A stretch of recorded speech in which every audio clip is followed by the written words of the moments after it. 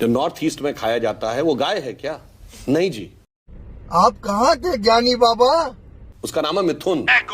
Beef या मांस को लेकर आप देखेंगे कि यूपी और बाकी राज्यों में खूब हल्ला देखने को मिलता है, लेकिन नॉर्थ ईस्ट में बीफ के इस्तेमाल को लेकर एक भी गौरक्षा वाला अपना मुंह नहीं खोलता।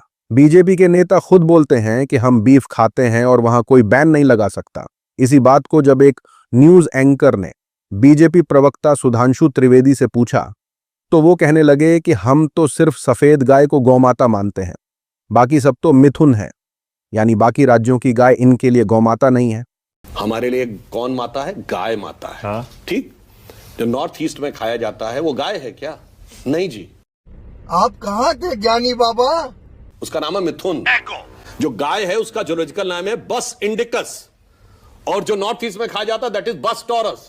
तो हम होमो सोपियंस है ना, औरंगुटान नहीं है, होमो इरेक्टस है ना। इसीलिए मैं कहना चाहता हूं गाय माता है, मतलब एक खास प्रजाति की गाय को खाना वहां पर अलाउड है।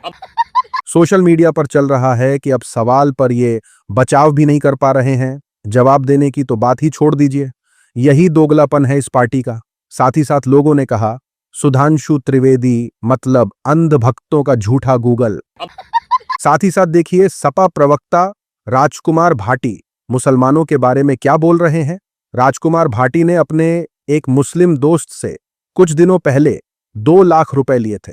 उनको कुछ जरूरत थी। 3 महीने बाद जब राजकुमार भाटी उसी दोस्त को पैसे लौटाने गए और साथ में ब्याज भी देने लगे तो मुस्लिम दोस्त ने हाथ जोड़ लिए और ब्याज का पैसा लेने से इनकार कर दिया।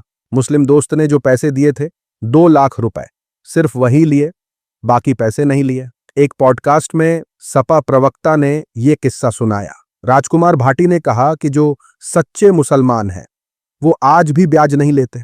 जो सच्चे मुसलमान हो आज भी ब्याज नहीं लेते। एक बार मुझे पैसे की जरूरत पड़ गई, मेरे एक मुस्लिम मित्र हैं, उनसे मैंने 2 लाख रुपए ले लिए और 3 महीने बाद लौटाई तो मैं उन्हें ब्याज देने लगा तो उसने हाथ जोड़ लिए कि मुसलमान ब्याज नहीं ले सकता।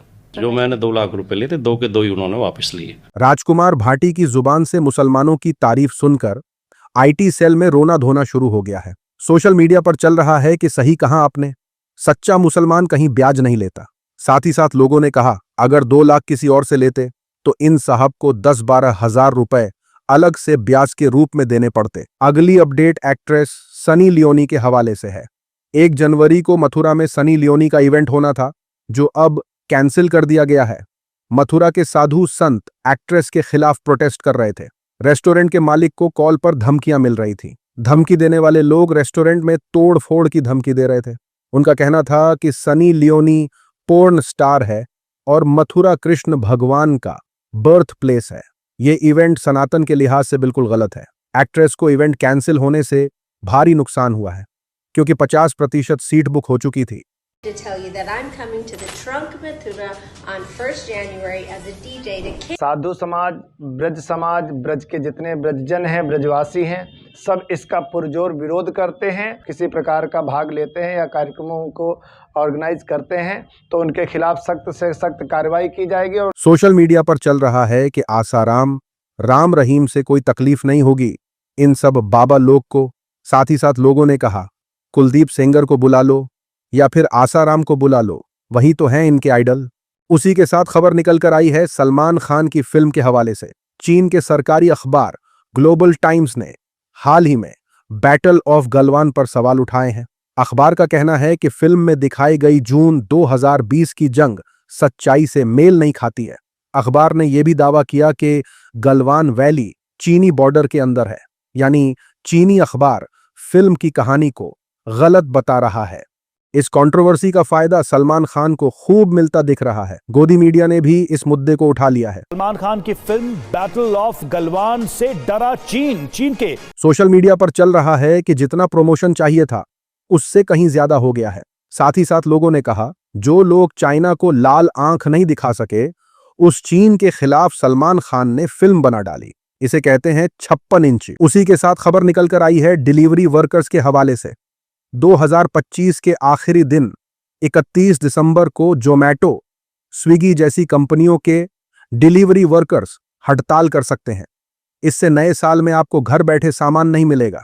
इस वजह से स्विगी, जोमैटो, अमेजन, मीशो और ब्लिंकिट जैसी कंपनियों की कमाई पर बुरा असर पड़ सकता है।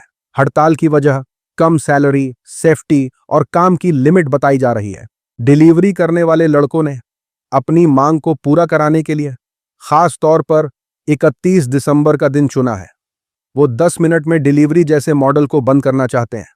वर्कर्स दिन में 8 घंटे और ज्यादा काम पर ओवरटाइम पेमेंट चाहते हैं। डिलीवरी वर्कर्स कोहरे के चलते रात 11 बजे के बाद डिलीवरी बंद करने की भी मांग कर रहे हैं। सोशल मीडिया पर चल रहा है कि हमारा तो इनको फुल सपोर्ट है भाई, उम्मीद है कुछ बड़ा बदलाव जरूर देखने को मिलेगा।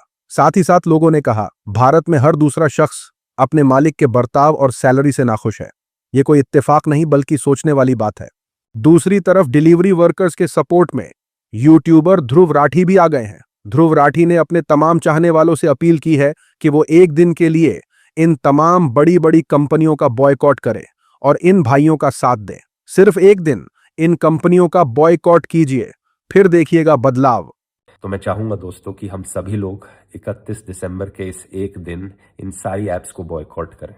बस इस एक दिन कोई ऐप का इस्तेमाल मत करो कुछ भी ऑर्डर कराने के लिए, और ऐसा करने को अपने दोस्तों को, अपने फैमिली मेंबर्स को भी कहो ताकि हम इन ऐप्स पर प्रेशर बना सके और गिग वर्कर्स को उनका अधिकार दे सकें।